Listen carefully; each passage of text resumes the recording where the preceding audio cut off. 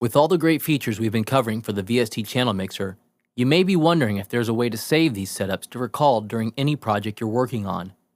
Well, once again, Nuendo shines through with the ability to save both channel presets and entire mixer presets.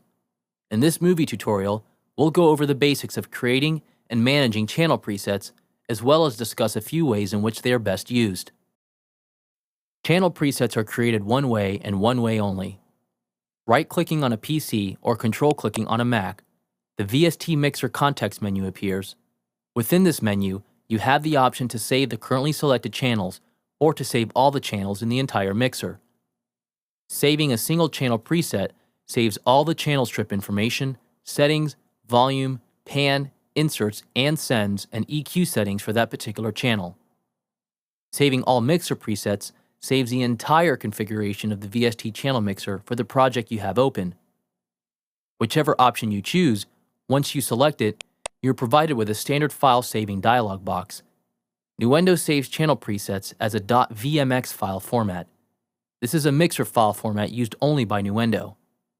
Where you save and store these files is up to you, since they are stored directly to the hard drive. However, I find it's best to create a preset folder in each project folder and use this to save and store all your mixer and channel presets, as well as other preset files within Nuendo that pertain to a particular project. Once you save a preset, you can reload this onto a blank channel of the same type. And Nuendo reloads all the plugins, EQs, volume, pan, and send settings automatically. However, always remember that you can only load presets into a channel that is the same channel type that the preset was created from. For example, you cannot load an audio channel preset onto an effects or group channel, and vice versa. Now here's a few examples of ways to make the best out of channel and mixer presets. First, I have a drum beat here that isn't quite doing what I want.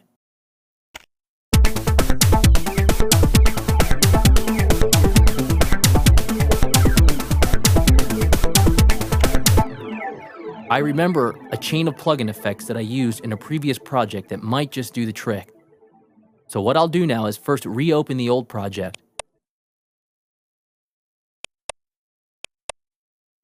I'll find that drum track I want to use and save its settings as a channel preset.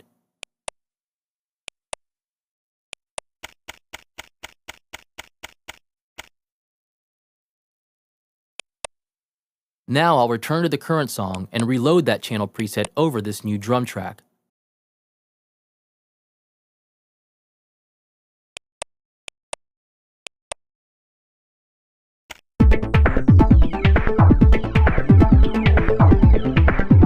I've got the exact same processing signal chain as the other project, and I've just saved a lot of time and work having to remember which plugins to use, what order to put them in, and what settings to dial in.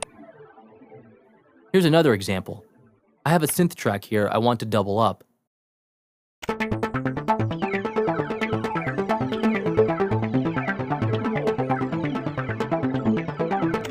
I've already recorded the synth sound that I want to use as the second layer, but it sounds a little dry and flat compared to the original. So I'm thinking, simply apply this effects from channel 1 over to channel 2. So all I have to do is save channel 1 as a channel preset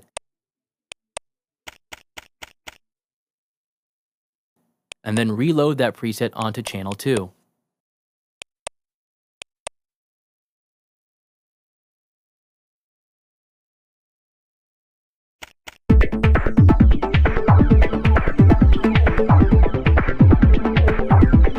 Now we have all those same effects on both tracks, which helps make them mix together a lot better.